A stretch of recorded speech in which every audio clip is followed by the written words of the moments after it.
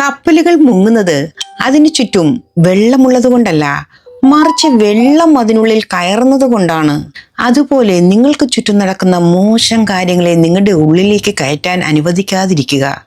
അത് നിങ്ങളെ തളർത്തും. ഒരു കഥ പറയാം. ആഫ്രിക്കയിലെ നദികളിൽ രാജാവാണ് മുതല. വെള്ളത്തിൽ വെച്ച് അതിനെ തോൽപ്പിക്കുക അസാധ്യം. എന്നാൽ അവിടുത്തെ ഗിരിവർഗക്കാർ ഈ കരുത്തനായ ജീവിയെ പിടിക്കുന്നത് ആയുധങ്ങൾ കൊണ്ടല്ല, ചെറിയൊരു തന്ത്രം കൊണ്ടാണ്. അവർ ഒരു പക്ഷിയെയോ ചെറിയ മൃഗത്തെയോ വേട്ടയാടി അതിനുള്ളിലെ മാംസം എടുത്തു മാറ്റും. പകരം അതിനുള്ളിൽ നിറയ്ക്കുന്നത് നീറ്റുകക്കയുടെ പൊടിയാണ്. എന്നിട്ട് അതിനെ നദിക്കരയിൽ കൊണ്ടുവയ്ക്കും. വിശന്നു വരുന്ന മുതല ഒന്നും ആലോചിക്കാതെ ആ ഇരയെ ഒറ്റയടിക്ക് വിഴുങ്ങും. വയറ്റിലെത്തിയ ചുണ്ണാമ്പ് ദഹനരസങ്ങളുമായി ചേർന്ന് പുകയാൻ തുടങ്ങും. ഉള്ളിലെ ചൂടും നീറ്റിലും സഹിക്കാൻ വയ്യാതെ നദിയിലെ വെള്ളം ധാരാളമായി കുടിക്കും. വെള്ളം ചെല്ലുന്തോറും ഉള്ളിലെ ചുണ്ണാമ്പ് രാസപ്രവർത്തനം നടന്ന് തിളയ്ക്കാനും വികസിക്കാനും തുടങ്ങും. മുതലയുടെ വയർ വീർത്തു വരികയും ചെയ്യും.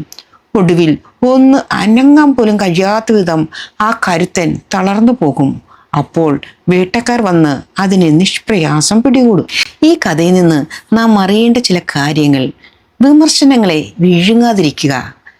ചുണ്ണാമ്പ് പോലെയാണ് മറ്റുള്ളവരുടെ പരിഹാസങ്ങളും കുറ്റപ്പെടുത്തലുകളും. മുതല ചെയ്തതുപോലെ അത് അപ്പാടെ വിഴുങ്ങിയാൽ അത് നമ്മുടെ ഉള്ളിലിരുന്ന് നീറാൻ തുടങ്ങും. ആവശ്യമില്ലാത്ത വാക്കുകൾക്ക് ചെവി കൊടുക്കാതിരിക്കുക. അമിത ചിന്ത ഒഴിവാക്കുക. നീറ്റൽ മാറ്റാൻ മുതല വെള്ളം കുടിച്ച് വയറ് വീർപ്പിച്ചതുപോലെ നമ്മൾ പ്രശ്നങ്ങളെക്കുറിച്ച് വീണ്ടും വീണ്ടും ആലോചിച്ച് മനസ്സിന്റെ ഭാരം കൂട്ടാറുണ്ട്. അമിത ചിന്ത പ്രശ്നങ്ങളെ വലുതാക്കുകയേയുള്ളൂ, പരിഹരിക്കില്ല. സ്വയം തളരാതിരിക്കുക. പുറത്തുനിന്നുള്ള ഒരായുധത്തിനും ആ മുതലയെ തോൽപ്പിക്കാൻ കഴിയില്ലായിരുന്നു. അത് തോറ്റത് സ്വന്തം വയറ്റിലെ ഭാരം കൊണ്ടാണ്. ഇതുപോലെ മറ്റുള്ളവരെല്ലാം നമ്മളെ തോൽപ്പിക്കുന്നത് അവരുടെ വാക്കുകൾ കേട്ട് സ്വയം തളർന്നു പോകുമ്പോഴാണ് നാം പരാജയപ്പെടുന്നത്. ഇവിടെ മുതലയ്ക്ക് പറ്റിയ ഏറ്റവും വലിയ അബദ്ധം മുന്നിൽ കണ്ട വിഷത്തെ തിരിച്ചറിവില്ലാതെ ഉള്ളിലേക്ക് എടുത്തതാണ്. ഇന്ന് നമ്മുടെ മനസ്സിൻ്റെ മുന്നിൽ ഒരു നോ എൻട്രി ബോർഡ് വെക്കാനുള്ള സമയമാണ്. ഇന്ന് ആരെങ്കിലും നിങ്ങളെ വിമർശിക്കുകയോ ദേഷ്യപ്പെടുത്തുകയോ ചെയ്താൽ മുതലയെ പോലെ ചാടി വീണ് പ്രതികരിക്കാതെ ഒരു നിമിഷം ഒന്ന് നിൽക്കുക.